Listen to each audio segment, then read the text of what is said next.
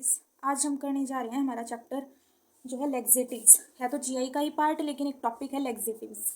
Laxatives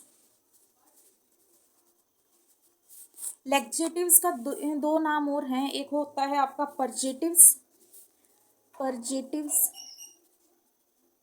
laxatives को हम परजेटिव्स भी बोलते हैं, साथ के साथ इसी को हम कैथेराइटिक्स भी बोलते हैं। कैथेराइटिक्स, ठीक है। देखो सिंपल सी बात याद रखो, लेग्जेटिव्स आपका ये ड्रग होती हैं जो कि स्टूल मतलब जैसे कॉन्स्टिपेशन हो गई है, उस कॉन्स्टिपेशन को ठीक करने के लिए जो दवाई दी जाती है ना, इवैक्यूएशन ऑफ स्टूल को बाहर निकालने के लिए, तो उन दवाई के लिए हम यूज़ करते हैं ये वर्ड लेग्जेटिव्स, ठीक है। लेग्जेटिव्स, ठीक है। उस चीज़ को बाहर निकालना, कॉन्स्टिपेशन हो गया है तो evacuation of formed stool from the bowel. क्या है इसकी definition? Evacuation of formed stool from bowel. जो बावल वर्ड होता है ना, वो हम यूज़ करते हैं हमारी इंटेस्टाइनल कॉलोनी के लिए मेनली, ठीक है। जहाँ पे हमारे मतलब जो बनता है वेस्टेज, स्टूल की फॉर्मेशन जहाँ होती है उसको बोलते हैं हम बावल वर्ड यूज़ करते हैं, ठीक है। लेग्जेटिव्स जो है वो ड्रग्स होती हैं। क्या है आपकी? ये ड्रग्स होती हैं जो क्या कराती हैं? Evacuation of formed stool from bowel, ठीक है। लेग्जेटिव्स के दो टर्म और हैं, परजेटिव्स और आपका कैथेट्राइटिक्स। कैथेटर से याद कर सकते हो, कैथेट्राइटिक्स, कैथेटर के आसपास वाली जगह, ठीक है। परजेटिव्स और कैथेराइटिक्स, ठीक है। ये लेग्जेटिव ही इसको बोला जाता है। ये ड्रग वो ड्रग होती है जो कि आपके फॉर्म्ड स्टूल को बाहर निकालती है, ठीक है। यानी कि सिंपल सी बात है, टू ट्रीट कॉन्स्टिपेशन मेनली, ठीक है। कॉन्स्टिपेशन को ठीक करने के लिए हम ये दवाई देते हैं। ज़रूरी नहीं है कि कॉन्स्टिपेशन को ही ठीक करने के लिए दें, यूजेस ही देख लो पहले, हर एक में यूज़ होंगे इसके। सबसे पहला तो यही हो गया, टू ट्रीट कॉन्स्टिपेशन, ठीक। दूसरा, जैसे सर्जरी हुई है पेशेंट की, कार्डिक वाला पेशेंट है, वो ज़्यादा उसको जो है स्ट्रेनिंग वगैरह ना हो, वो ज़्यादा जो है फोर्स नहीं लगा सकता या लगाना उसके लिए ठीक नहीं है, तो उसके को हम ये कार्डिक वाले पेशेंट्स को भी हम ये लेग्जेटिव्स देते हैं, ठीक है। तीसरा, जैसे कोई सर्जरी होनी है पेशेंट की और उसका एब्डोमिनल ही सर्जरी होनी है, लगभग तो सभी सर्जरी में देते हैं, तो कोई एब्डोमिनल सर्जरी होनी है तो उस टाइम पे भी हम देते हैं, ठीक है। एब्डोमिनल सर्जरी है तो पहले वो सरफेस एरिया क्लीन तो होना चाहिए ना, अंदर से सर्जरी करनी है तो पहले साफ सफाई होनी चाहिए अंदर, तो उसके लिए भी, उस चीज़ को बाहर निकालने के लिए भी हम ये यूज़ करते हैं, परजेटिव्स या कैथेट्राइटिक्स या फिर लेग्जेटिव्स, एक ही चीज़ है ये, ठीक। या फिर और यूज़ कर सकते हो, लेबर के टाइम पे भी हम इसको यूज़ कर सकते हैं, ठीक है। तो यही सिंपल है इसके रीजंस कि कहाँ कहाँ जो है हम इसका यूज़ करते हैं, परजेटिव्स और कैथेट्राइटिक्स का। अब बात करते हैं क्लासिफिकेशन की। सारा मेन मुद्दा होता है क्लासिफिकेशन, ठीक है। क्लासिफिकेशन अगर याद हो गई तो इसी के साथ इसकी मैकेनिज्म ऑफ एक्शन है, ट्रिक के साथ याद करेंगे इसको। देखो क्लासिफिकेशन से ही इसका मैकेनिज्म है, यानी कि ऐसे नाम आएंगे उस क्लासिफिकेशन के, वही आपका मैकेनिज्म को शो करेंगे कि कैसे काम करते हैं। जैसे सबसे पहले आती है बल्क लेग्जेटिव्स। बल्क लेग्जेटिव्स, देखो बल्क लेग्जेटिव्स कौन सी होती है? जो बल्क बनाएंगी। सबसे बेस्ट एग्जांपल मंगोड़ी, हर कोई खाता होगा मंगोड़ी, जिसे हम सोयाबीन बोलते हैं, होती है ना सोयाबीन मंगोड़ी। वो कैसी होती है? अगर उसमें पानी डालो तो बहुत ज़्यादा फूल जाती है, एक बल्क की तरह काम करती है, ठीक है। वो बहुत ज़्यादा यूजफुल है, बिना किसी झंझट में पड़े अगर वो खाते हो तो आपके इंटरनल क्लीनिंग करती है, ठीक है। आपकी जो इंटेस्टाइनल वॉल होती है उनको क्लीन करने का काम करती है। क्यों, कैसे काम करती है? क्योंकि वो बल्क बना लेती है, ज़्यादा से ज़्यादा पानी को सोखेगी, बल्क बना लेगी और उसको अंदर से क्लीन करेगी। लेकिन सबसे मेन बात, उस टाइम पे आपको पानी ज़्यादा पीना होता है, ठीक है। तो उसी तरीके से सेम ये काम करती है बल्क लेग्जेटिव्स, बल्क बना के। जैसे आप फाइबर है, कई चीज़ें बोलते नहीं है, फाइबर जो है आपका इंटरनल क्लीनिंग में हेल्प करते हैं, तो ये बल्क जो है आपके फाइबर ही हैं, ठीक है। वाटर को एब्जॉर्ब करके काम करते हैं। इसमें आपकी क्लासिफिकेशन में नाम आते हैं ब्रांड। देखो याद करने का सबसे बेस्ट तरीका, बी से बल्क, बी से ब्रांड। देखो कोई दवाई वगैरह लोगे तो वो एक तरीके से ब्रांड माटी है कि रोज़ तुमने दवाई लेनी है, फिर टेस्ट चेंज होगा और दवाई ज़्यादा अच्छी भी नहीं होती, कहीं ना कहीं लीवर पे इफेक्ट करेगी, कहीं ना कहीं और अदर ऑर्गन्स पे इफेक्ट करेगी। तो सबसे अच्छा है, अपना नेचुरल तरीका सबसे बेस्ट माना जाता है, ठीक है। तो ब्रांड माटी होने तक कौन बचा आपकी? बल्क वाली, बी से ब्रांड, बी से बल्क। ब्रांड माटी होने तक कौन बचा होगी? बल्क लेग्जेटिव्स, ठीक है। दूसरी आ जाओ मिथाइल सेलुलोज।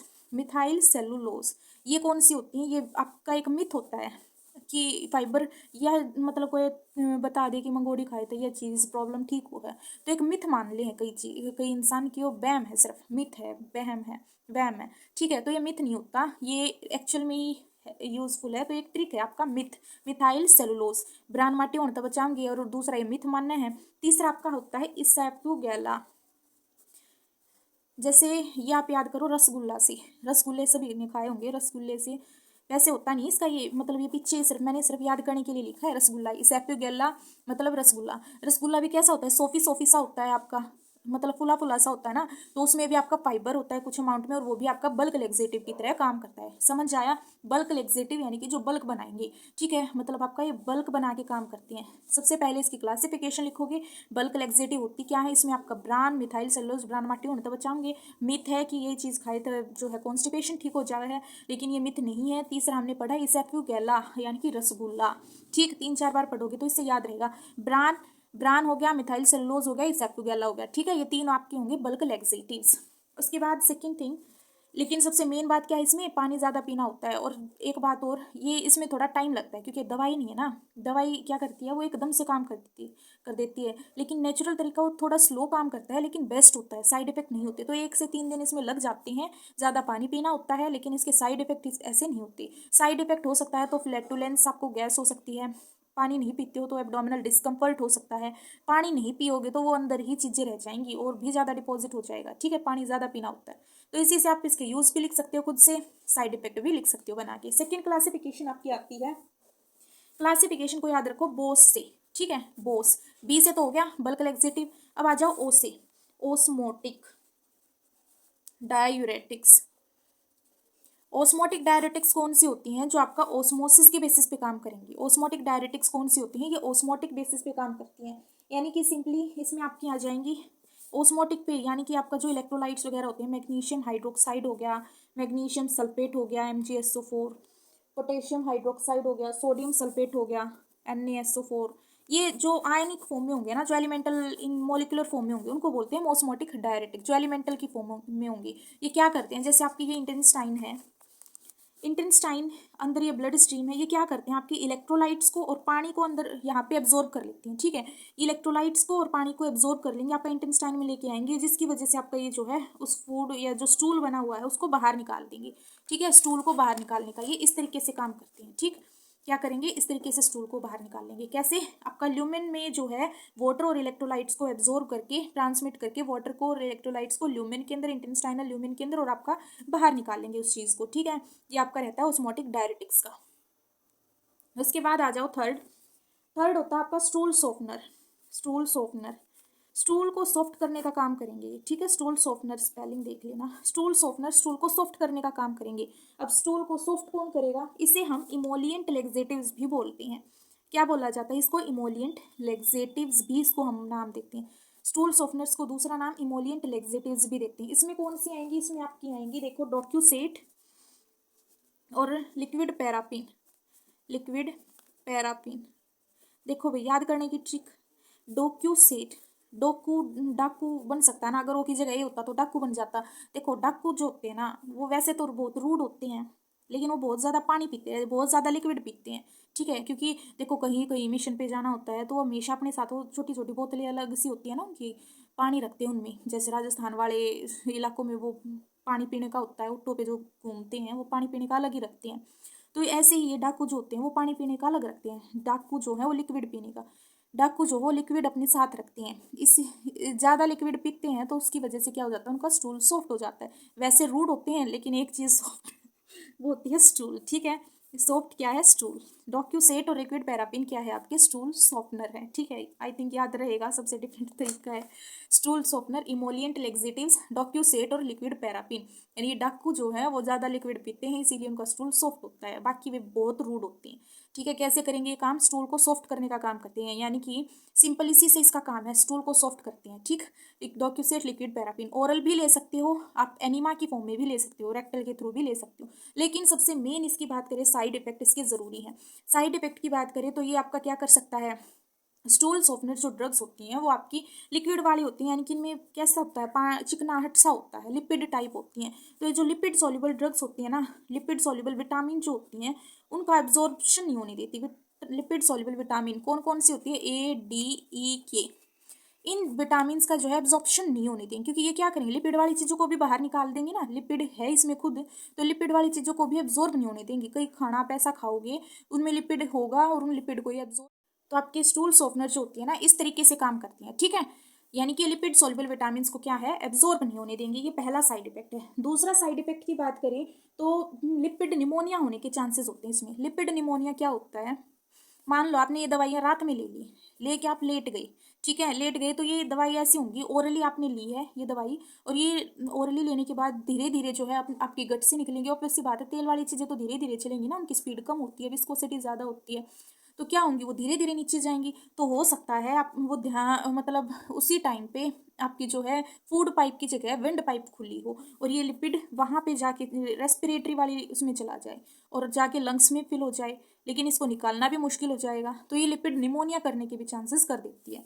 तीसरा इसका साइड इफेक्ट होता है सोइलिंग कर देती है क्लोथ्स की, यानी कि ये इतनी ज़्यादा अफेक्टिव होती हैं आपको पता ही नहीं चला कब डायरिया वाली कंडीशन आ गई, ठीक है, कब जो है इवैक्यूएशन हो गया स्टूल का, डायरिया हो गया, आपको पता ही नहीं चला, जिसकी वजह से आपके क्लोथ जो है गंदे हो गए, सोइलिंग ऑफ क्लोथ्स होने के चांसेस होते हैं, ठीक है। यूज़ किस में करते हैं, यूज़ आपका सबसे ज़्यादा करते हैं कार्डिक पेशेंट्स के अंदर, ताकि स्ट्रेनिंग ना हो, उसे दिक्कत ना आए, ठीक है, इसीलिए कार्डिक वाले पेशेंट्स के अंदर हम स्टूल सॉफ्टनर का यूज़ करते हैं, ठीक है। स्टूल सॉफ्टनर में क्या पड़ा, टॉक्यूसेट और लिक्विड पैरापीन, लेकिन किसमें साइड इफेक्ट है इसका, एक तो सॉल्युबल जो विटामिन है उनको एब्जॉर्ब नहीं होने देगी, लिपिड निमोनिया क्योज कर देगी, और सोइलिंग ऑफ क्लोथ्स, कार्डिक वाले पेशेंट्स में हम इसका यूज़ करते हैं, ये इसके साइड इफेक्ट हैं, ठीक है। लास्ट क्लासिफिकेशन आपकी बचती है फोर्थ क्लासिफिकेशन, फोर्थ इसमें आएगी आपकी स्टिमुलेंट या फिर इरिटेंट, स्टिम्युलेंट या फिर इरिटेंट जो होती है, स्टिमुलेंट या फिर इरिटेंट लेक्सेटिव्स, ये कैसे काम करेंगी, स्टिम्युलेंट या फिर इरिटेंट लेक्सेटिव्स, यानी कि आपकी इरिटेशन को यूज करेंगी, ठीक है, इरिटेशन यानी कि आपकी हलचल करा देंगी, इंटेस्टाइन के अंदर बहुत ज़्यादा हलचल करा देंगे। अब कोई चीज़ हिल रही है, बहुत ज़्यादा हलचल कर रही है, तो अंदर वाली चीज़ में तो डिस्टर्बेंस होगी, वो यहाँ से यहाँ सरकेगी, यहाँ से यहाँ, और आपका स्टूल बाहर, ठीक है, तो इसी तरीके से काम करती है। स्टिमुलेंट या इरिटेंट जो लेक्सेटिव्स होती हैं इनमें कौन सी ड्रग्स आएंगी, इसको भी याद करने की ट्रिक है, देखो बिस्कोडिल, देखो ओडी की गाड़ी थी उसमें हमने बिस्किट रखा हुआ देखा, ओडी वाली गाड़ी में क्या देखा, बिस्किट देखा, ठीक है, तभी से हमें इरिटेशन हो गई, क्या हो गई, इरिटेशन, कि ओडी वाली में बिस्किट रखा हुआ है और खाना है हमें, ठीक है, ओडी वाली गाड़ी में क्या है, बिस्किट है और हमें खाना है, ये हमें इरिटेशन होने लग गई देख देख के, ठीक है। वो क्या हुआ, हमने देखा, सीन, सीन से याद कर सकते हैं ना, सीन, सीना, सीन, बिस्कोडिल बिस्किट रखा ओडी वाली गाड़ी में, देख सीन होते ही हमें इरिटेशन हुई, ठीक है, इरिटेशन हुई, फिर हमें समझ आया काशकारा, काश काश कार जो है सागराडा, सागर मान लो आपके आसपास किसी का नाम है, काश ये कार जो है सागर की होती तो मैं वो बिस्किट ले आती, ठीक है, काश कार सागर की होती तो मैं वो बिस्किट ले आती, ठीक है। एक आपका एक और याद कर लो, सोडियम पिकोसल्फेट, पिकोसल्फेट, बाकी और याद करने की इसमें ज़रूरत नहीं है, यही इंपॉर्टेंट है, सोडियम पिकोसल्फेट, और उसमें बैठ के क्या लेती, पिक लेती, ठीक है, काश ये कार सागर की होती मैं बैठ के उसमें पिक ले रही होती, ठीक है। फिर से याद करो, ओडी के अंदर हमने क्या देखा, बिस्किट देखा, ओडी के अंदर बिस्किट देखते ही, सीन होते ही हमें क्या हुई, इरिटेशन हुई, इरिटेशन होते ही हमें ऐसे करने लगे, काश ये कार जो है सागर की होती तो मैं इसमें बैठ के पिक ले रही होती, ठीक है। इसको 4-5 बार इस स्टोरी को देखोगे, रिवाइज करोगे तो याद हो जाएगी। तो स्टिमुलेंट या इरिटेंट ड्रग्स कौन से होते हैं आपकी, बिस्कोडिल, सीना, कास्करा, सागरेडा, सोडियम पिकोसल्फेट, ठीक है। ये क्या करेंगी, इरिटेशन क्योज करेंगी, डायरेक्टली आपकी क्या करती है, ये डायरेक्टली जो है एक तो वाटर को भी आपका ल्यूमिन के अंदर लेके आती है, वो आपके वाटर और इलेक्ट्रोलाइट्स दोनों को लेके आ रही थी ओस्मोटिक वाली, ये सिर्फ वाटर को लेके आएगी ल्यूमिन के अंदर, ठीक है।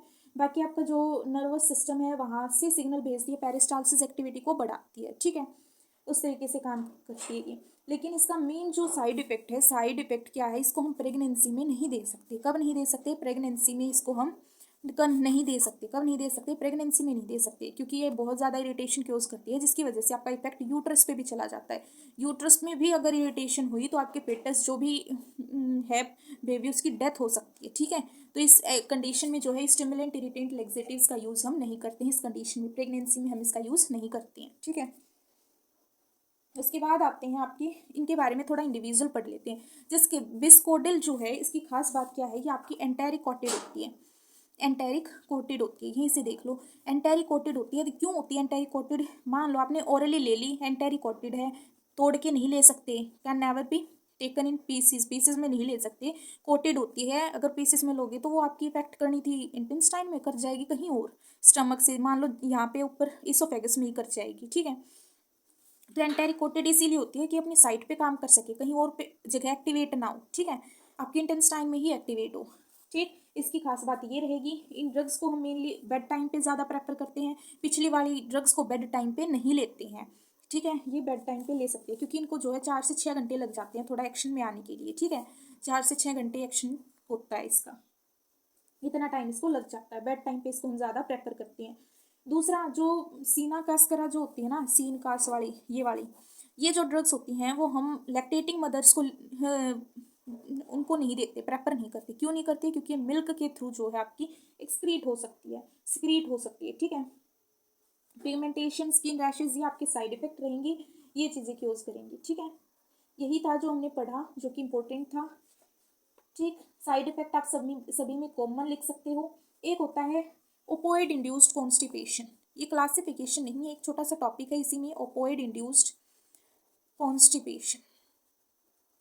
ये पता है कैसा कॉन्स्टिपेशन होता है, यानी कि आप ये सारी दवाई ले रहे हो फिर भी कॉन्स्टिपेशन ठीक नहीं हो रहा, यानी कि आपको बिल्कुल सेंटर वाली दिक्कत है, ब्रेन वाली दिक्कत है, ओपोइड इंड्यूस्ड कॉन्स्टिपेशन है।